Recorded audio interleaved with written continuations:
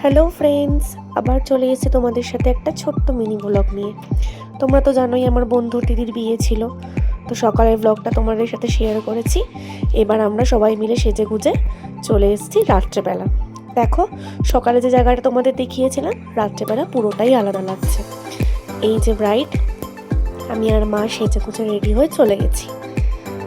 মা এবার দিদিকে গিফটটা দিয়ে দিল আর দিদির সাথে একটু ছবি তুলে নিল।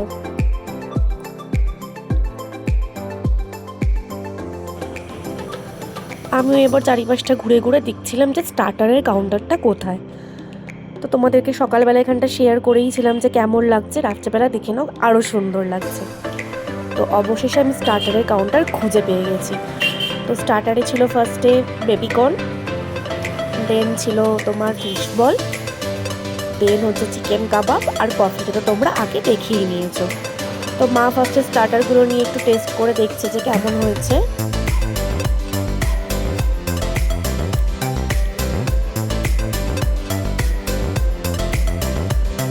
এবার আমিও একটু স্টার্টারগুলো খেয়ে নিলাম, কারণ আমারও খুব খিদে পেয়ে গেছিলো। তাই এবার চলে আসি সব থেকে সুন্দর জায়গাটা, বাইরেটা। অসাধারণ লাগছিল লাইটগুলো লাগিয়ে, খুব ভালো লাগছিল।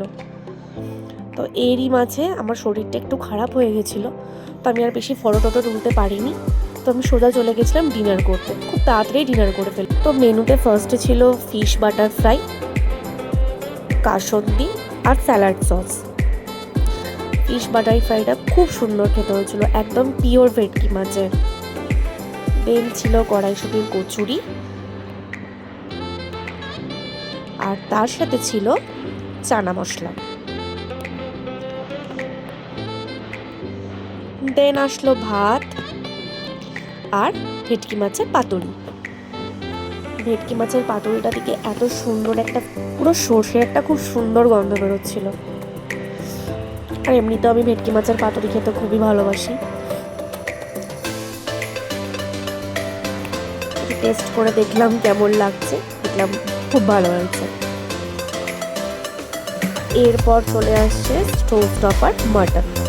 আমি মাটন বেশি খাইনি, কারণ এমনিতে আমার শরীরটা বললাম আগেই খারাপ ছিল, তো ভালো লাগছিল না। আমি 2 পিস মতো মাটন নিয়েছিলাম, আর পিসটা আমি একদমই খাইনি। তো তারপরে খাওয়া দাওয়া করে চলে এসেছিলাম সোজা মকটেল কাউন্টারে। ওখান থেকে একটা জিরা সোডা খেয়ে নিলাম। আর দেখো, যেহেতু পুকুরের মাঝখানে ছিল বিয়ে বাড়িটা, কিরকম কুয়াশা। তো চলো এবার বাড়ি যাই।